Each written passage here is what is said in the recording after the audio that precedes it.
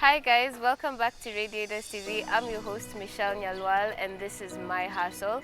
Today we have a very interesting guest, Florence Wamuyu, an advocate of the High Court. Hi. Hi. Could you please tell us something about yourself? My name is Wamuyu Mathenge. I am an advocate of the High Court of Kenya, and I practice in the areas of commercial and corporate law. Okay. So how long have you been practicing this? I will be clocking 1 year on 2nd of March this Oh, year. wow, that's amazing. How do you find it, the whole field? Because you've been in it for a year now, right? Yeah. How is it? Challenging, Mm-hmm. interesting, fulfilling, fun, but it's really, really tiring. Yeah. Yeah, but it's a lot.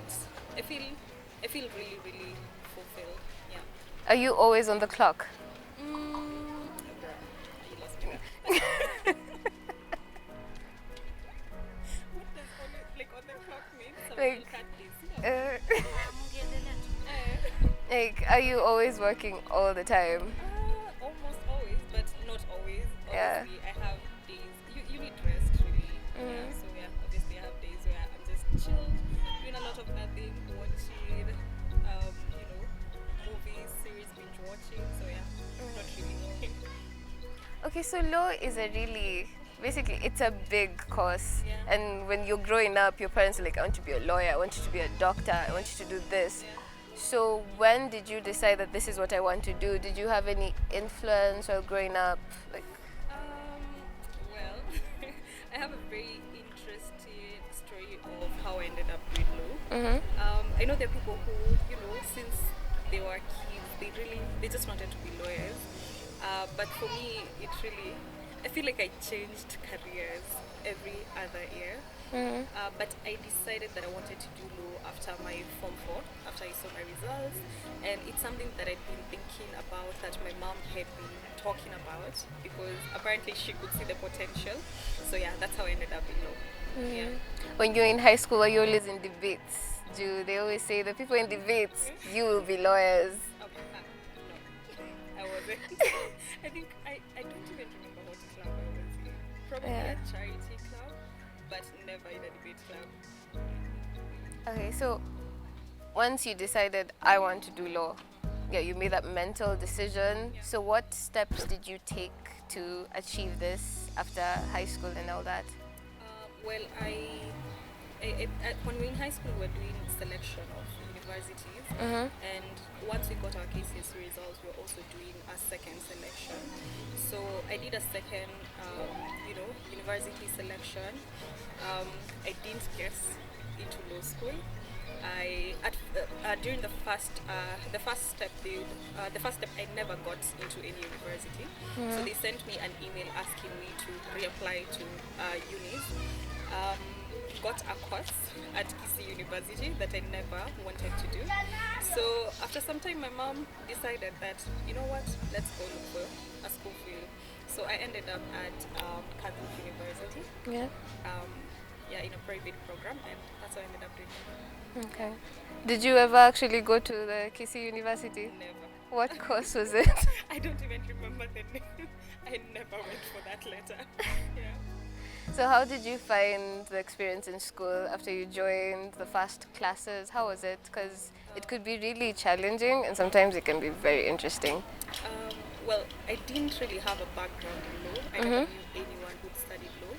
So I think I was just, winging it. The first semester was really challenging. Yeah. I was very clueless in almost all my classes. But weirdly, I managed to, get good grades.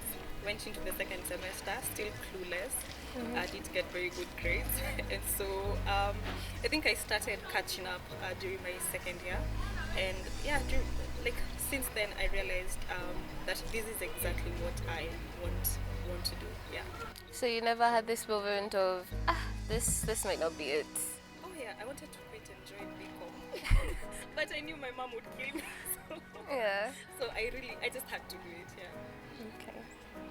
And after graduation, so there's this thing I've had after, so advocacy, right? You do law school? Yeah. And then there's this other thing that you do after school, like a diploma. Oh yeah, you finish your university, get your law degree. After that, for you to practice as an advocate in Kenya, you have to join the Kenya School of Law. It's a 9-month program where you go to. It's a 9-month program where you do 9 units, very very intense units. After that, you do the bar exam. Then you go to a law firm or any approved facility. Do your pupillage for 6 months. During those 6 months, obviously the bar exam results will be out. Then you know exactly where you stand. Then after that, you file your petition, get admitted as an advocate of the High Court, and now you're free to practice. Yeah. What is it that keeps you motivated? Just being able to create solutions for legal problems that are probably brought to me, or problems that I meet along the way. Yeah. Or just being able to, win a case for client. And in this field, you get to deal with failure, yes? Yeah, a lot. So how do you cope with that?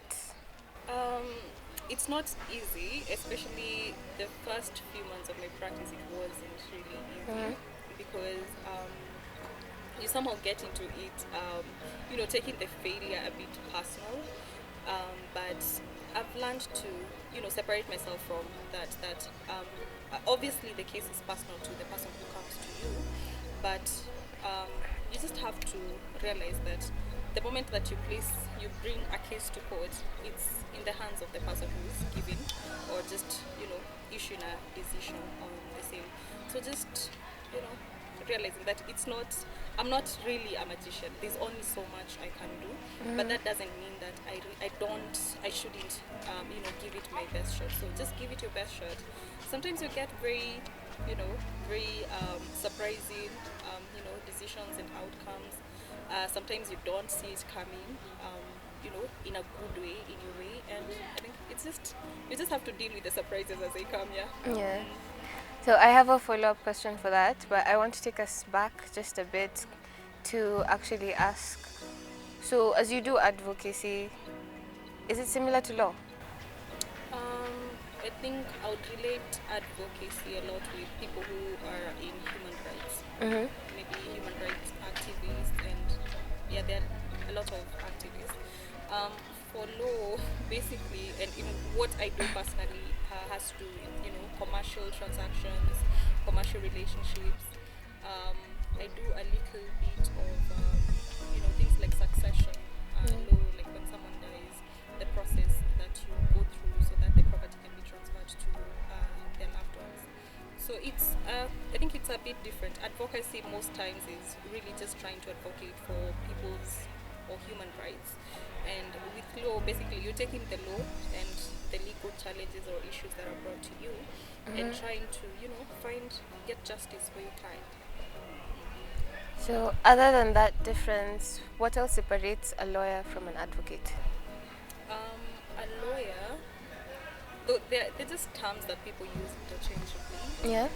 A lawyer, you become a lawyer the moment you graduate with your degree in law. For you to become an advocate, and it's actually law that is set out, you have to do the 9 months at the Kenya School of Law, go through a privilege program, and finally now petition to the Supreme Court to become an advocate. You sign the moment that you sign that role, you become an advocate, and there are things that you as an advocate can do that a lawyer cannot do. For instance, appearing in court and representing someone, only an advocate can do that. Okay. So during this COVID period, which I'm assuming is the time you've actually gotten to practice, right? Has the whole situation affected the practice? Do you feel like it's different from what you've seen or what you expected?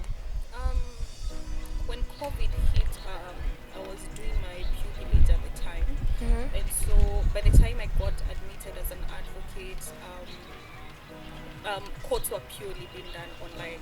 So I would say for me, I haven't had that privilege to be able to see other lawyers and the who's and who's in Kenya, like arguing in court, which would probably help a lot with my craft. But it's still advantageous because it means that you get to actually appear in court from the comfort of your desk or even the comfort of your home, and so it's challenging, but at the same time it's good. Yeah. So back to my previous follow-up question.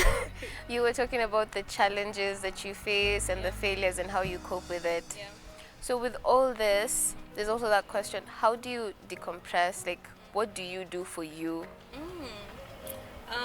I love watching movies and shows. I read a little bit. I haven't really been reading a lot because law involves a lot of reading, and so sometimes it takes the fun out of reading. So watching shows, hanging out with friends, reading books. Yeah. Okay, so there's also this question that I know everyone is asking. As a female in the advocate world, are there challenges that you face specifically due to your gender? There are a lot. I think I've seen a lot of women, not just in Kenya, but also like in other countries, speak of the challenges that they face in the field. But I think mostly what I would say and what I've probably faced is probably stereotypes. That women are emotional. Yeah, there's a lot of like stereotypes about women and law. But at the end of the day, we're just advocates. As it's simple, whether you're a man or a woman, you're just an advocate, and you're there to do your job. Yeah. Are there cases where someone won't want you to represent them because you're a woman and they feel you won't? I've personally not had such a challenge. I actually feel like the people that I work with or work for are very, very supportive. They just view you as an advocate. As simple as that. I wouldn't necessarily say that I've had such a challenge myself. Yeah. So what is like your next step? Is there anything you're envisioning for yourself? What else is it that you want to achieve? No, Seme, I've done it. It's like I've survived the whole year doing commercial and corporate law, which is for me it's a very, very huge achievement. Okay, well then, thank you so much for joining me today and talking about all this. I'm sure it's been very helpful to so many of us. And personally, I feel like you're really brave to be in that field, especially in our times and in the country that we're in, so yeah. Anyway guys, that is our time. I apologize for the noise in the background. We'll have to wrap up. I hope you could join us next time for more inspiring stories from these amazing women. Please remember to follow us on our socials, Radiators TV, at LinkedIn, Instagram, and Facebook. Remember, I'm your host, Michelle Nyalwal, and join us next time.